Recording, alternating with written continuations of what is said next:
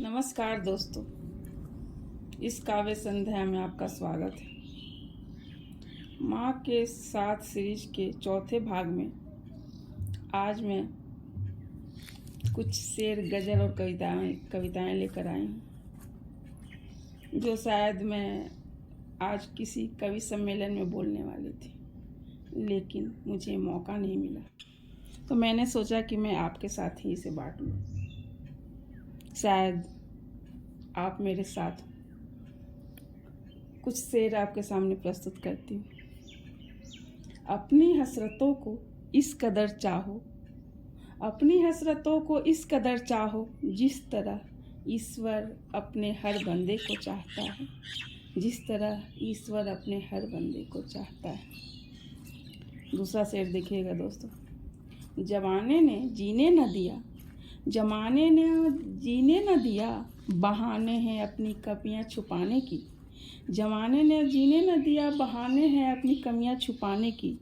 जमाने ने कब किसी को रोका है, हमारे ही कदम डरते हैं, हमारे ही कदम डरते हैं चलने को अनजान डगर पर। दोस्तों,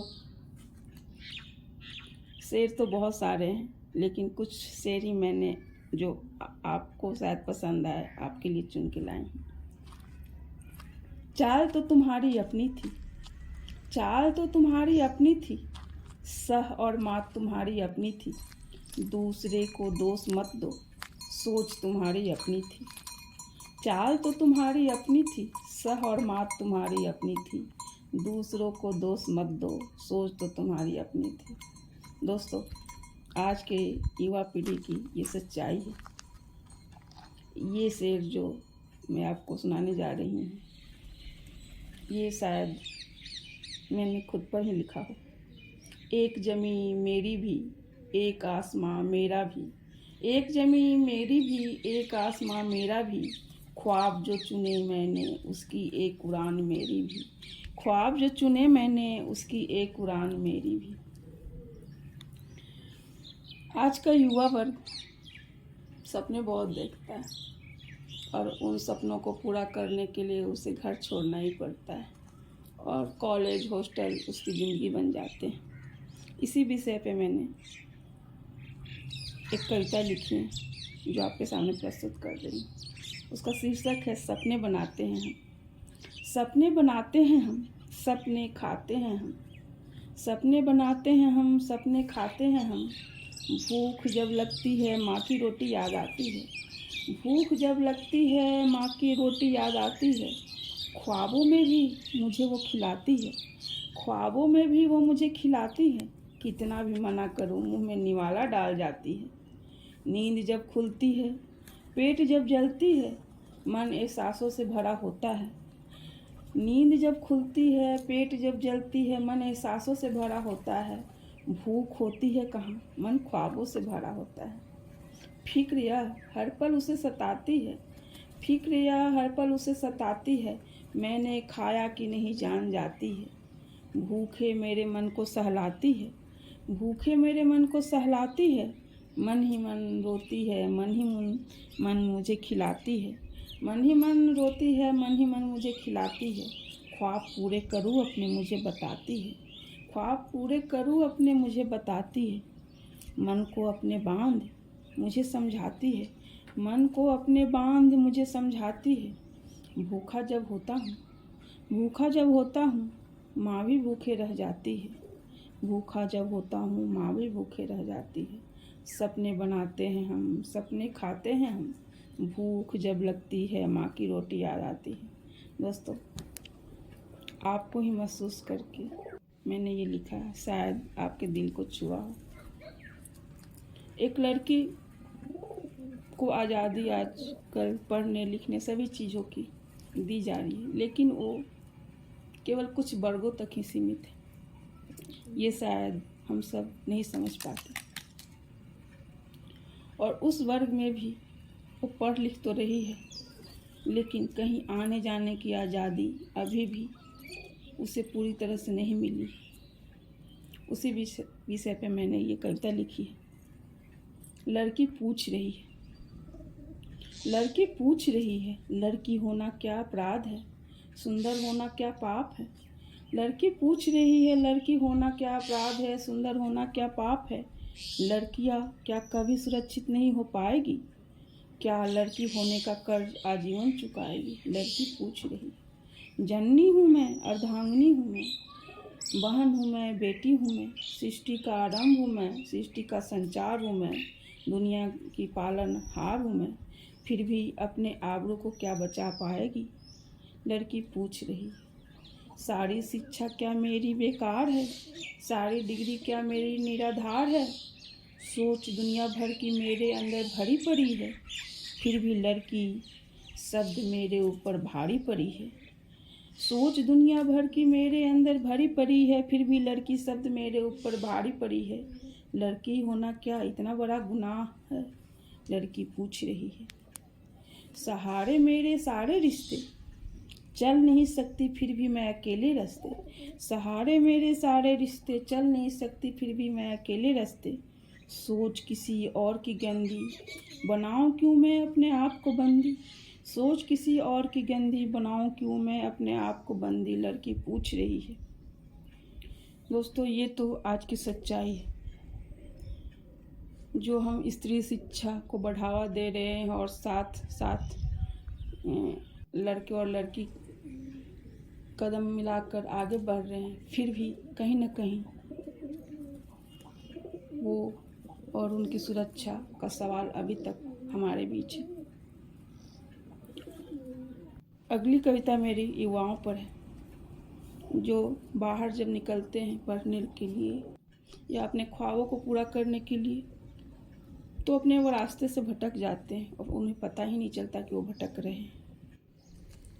कविता का शीर्षक है कसूर किसका था। कसूर किसका था तुम जो गुमराह हो रहे हो, अपने लक्ष्य को खो रहे हो। कसूर किसका था तुम जो गुमराह हो रहे हो, अपने लक्ष्य को खो रहे हो। पता नहीं कहाँ है तुम्हें जाना।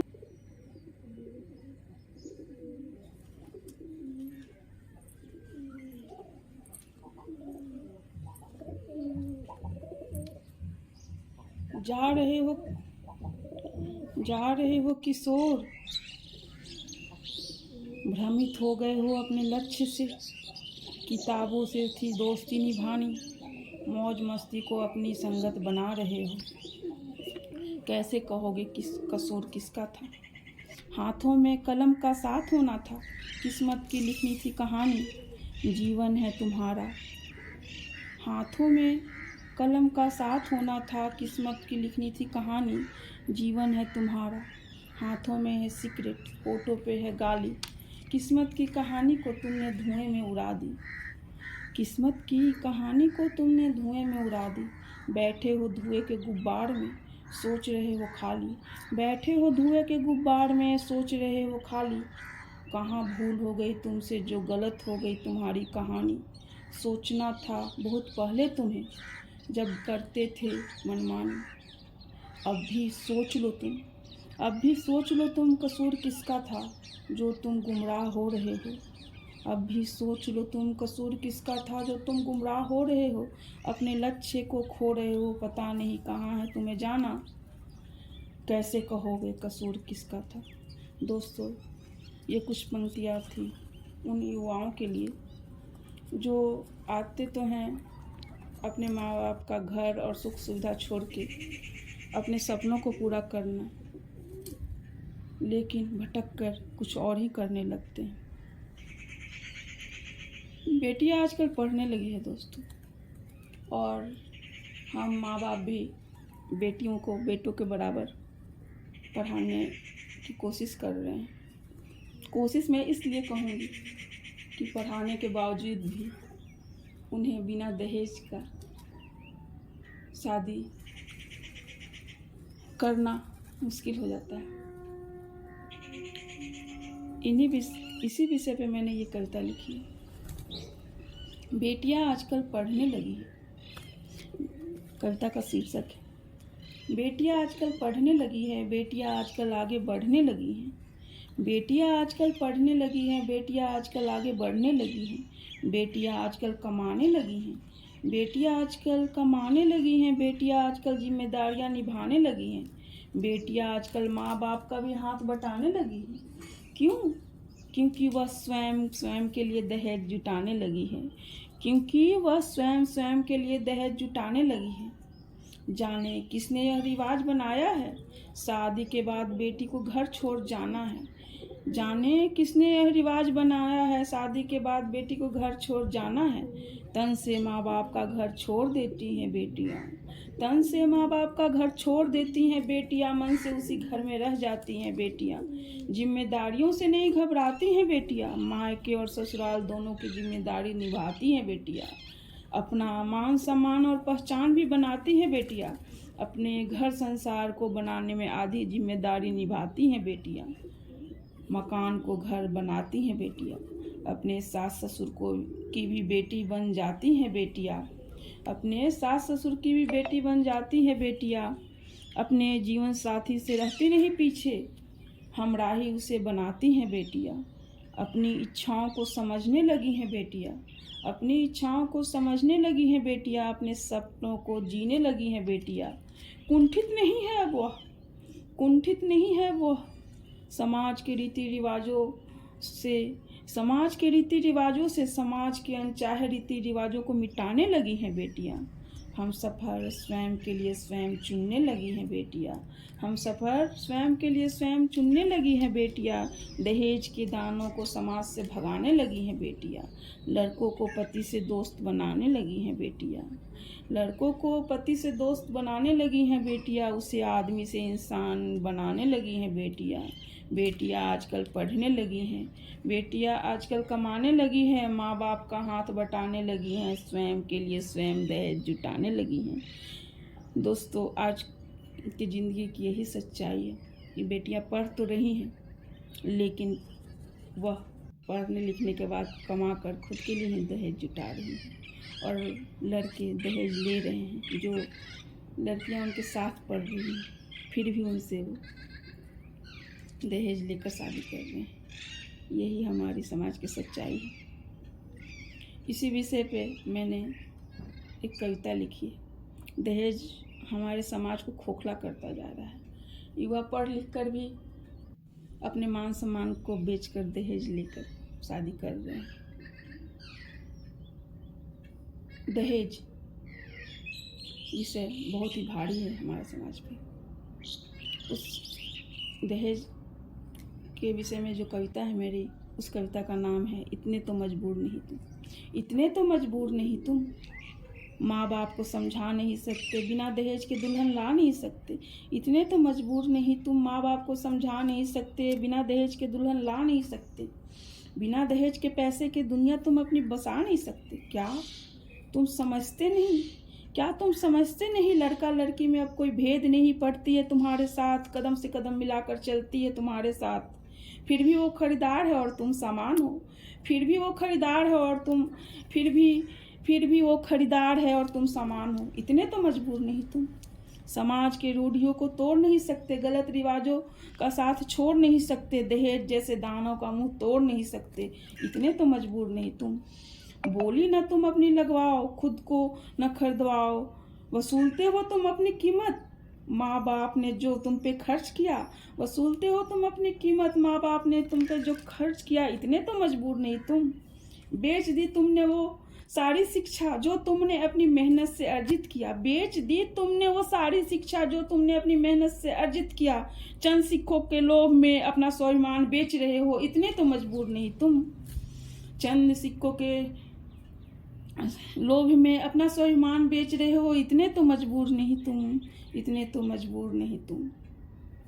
दोस्तों, ये दहेज के बारे में मेरी कविता थी, जो शायद आज के युवा जनरेशन को पसंद आए और ये इसे समझकर बिना दहेज के शादी करने के लिए स्वीकार